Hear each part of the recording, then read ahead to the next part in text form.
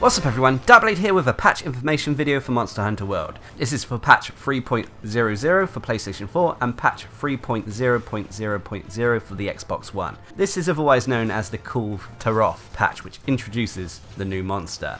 On top of that, it comes with a few major system changes to some of the gameplay mechanics, as well as numerous bug fixes. Anyway, the patch will be available from April 19th, and the file size for both the PlayStation and Xbox will be about 1.2 gigabytes. But anyway, let's get into the details of what is included and what comes with this patch. First, obviously, is the introduction of the new monster Kulve Taroth. Now, I've already done a video giving you the brief explanation of the monster and how the mission to take it on will function. In short, basically, you have to take on a limited time siege event quest to take this monster down with the cooperation of up to 16 players. Whilst this doesn't mean that there are 16 players actually on the hunt, you split off into groups of 4 and your progress all adds together with the other groups of 4 to hopefully drive off this monster. This Elder Dragon, of course, will come with opportunities to grab new relic weapons, as well as the options to craft new armor for both you and your Palico.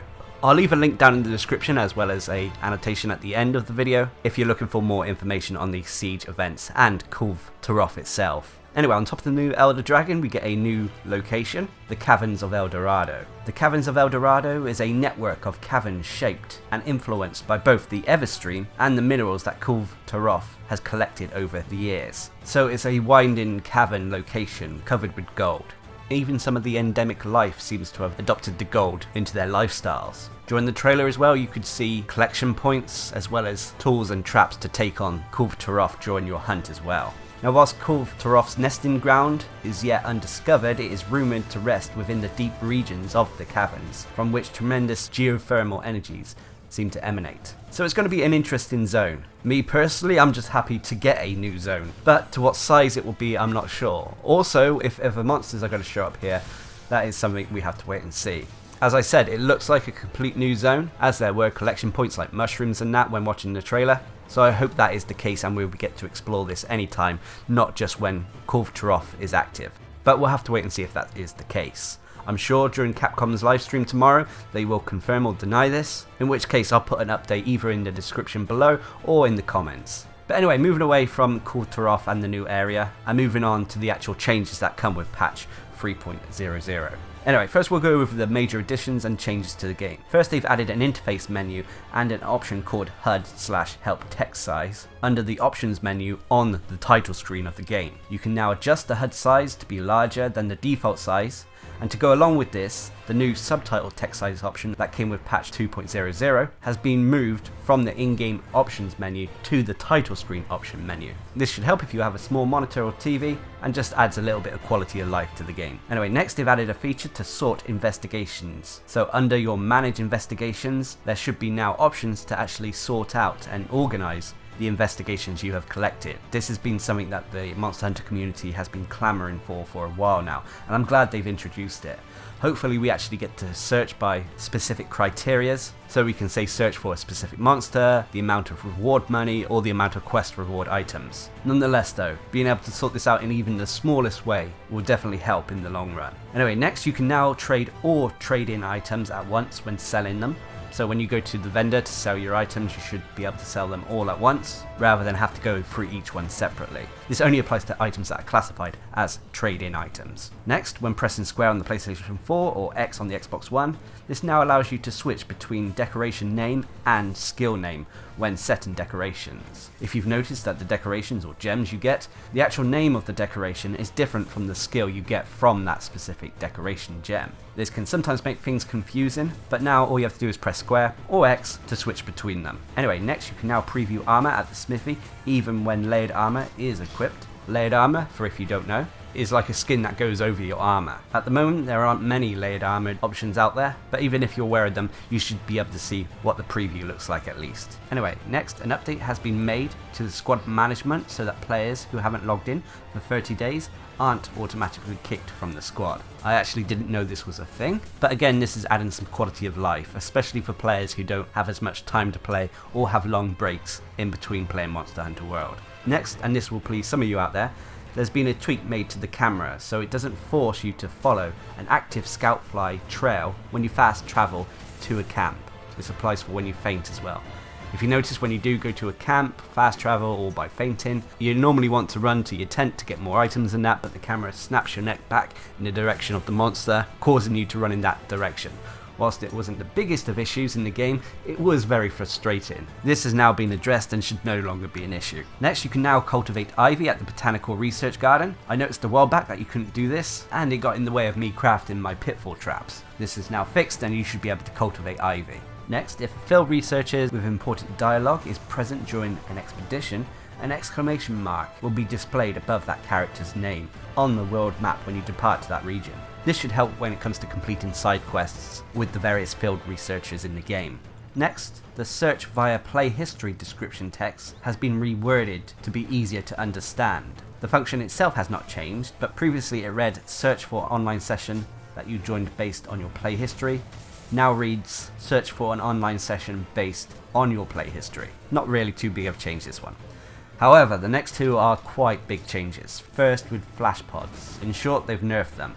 Basically, the flash pod effectiveness against tempered monsters will gradually decline after multiple uses. Whilst this was the case anyway, they've now added that they will cease to be effective at all after a certain point. Now, whilst monsters before this patch built up a resistance to flash pods, they could still be used to knock them out of the sky, stunning them for at least a little bit. This may no longer be the case if flash pods are used too often.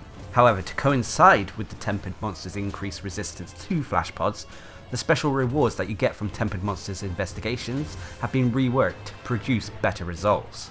So basically, threat level 1 monsters will now produce warped phase stones. Threat level 2 investigations will now produce shining stream stones, and threat level 3 special rewards will now produce shining stream stones more frequently. So basically, the rewards you get from doing the tempered investigations has increased the rarer drop rates, although sometimes with the RNG when it comes to appraising, phase stones can still be a little bit frustrating.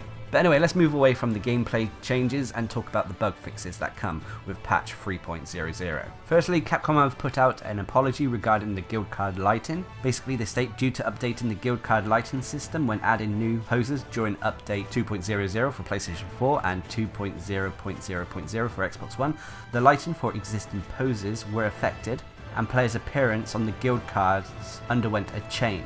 Capcom are preparing a fix that will be part of an update in the future, so the lighting will be the same as before. They appreciate your patience regarding this issue. Anyway, next they fixed the bug where the Jump Master skill would not activate during the beginning of the vaulting dance animation after a jumping advancing slash or strong jumping advancing slash would connect with a monster. The player will now no longer go into the mid-air knockback animation. This bug really applies to the Insect Glaive users, and it's a good one. Whilst as making the Insect Glaive guide, I've noticed this happen to me a few times. Next, the bug has been fixed where players would not recover from the defense down status even when gaining a defense up buff from the hunting horn. Again, this was a bug that I didn't notice too often, as normally if I get defense down then I just use hard shell powder or armor skin potion to get rid of it. Next, a bug has been fixed where during the previous patch, when a self-improvement encore buff would add an attack up for the player using the hunting horn, the self-improvement encore messages would not display an attack up plus the deflected attack prevention. The effect itself though, however, has not changed. I did notice this when making the hunting horn guide, but I'm glad to see that it was just a text error and nothing more. Next, a bug has been fixed where your bait would not be consumed if you failed to reel in a giant creature. This applies to when you are fishing for one of the giant fish you can get. The next bug addresses an issue where the free meal skill would not apply to mushrooms you can eat via the Mushroom Mancer skill. Now the free meal skill will activate and the mushroom will not be consumed when used. This is really good. Combining free meal with Mushroom Mancer means that you can potentially go through mushrooms without actually consuming them. So this could inspire some builds in the future. Next, the bug has been fixed where the lock-on cursor would target the space in front of Teostra's face instead of the actual face of the monster when aiming the slinger. The cursor will now lock on to Teostra's face as intended.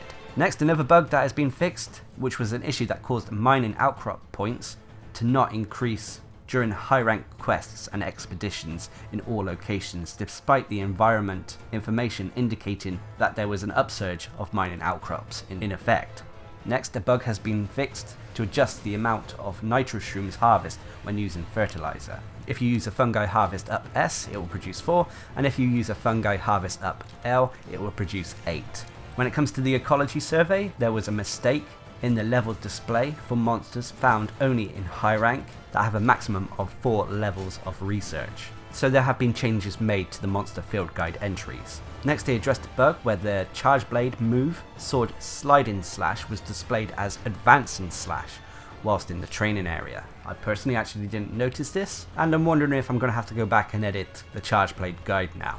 Anyway, the next bug that they addressed was where the Gujao were classified as piscine wyverns in the field monster guide. It is now being changed and the correct classification is actually just fish. And next is the change for those who speak French out there. In French, the Dragon Jewel 1 decoration had the same name as the bow dragon piercer move. The decoration has now been renamed. And then finally, the description text for the following 3 trophies and achievements have been updated, as previous translations had the term giant crowns instead of making a distinct difference between gold and silver crowns. This fix is for all languages except for Japanese and traditional Chinese.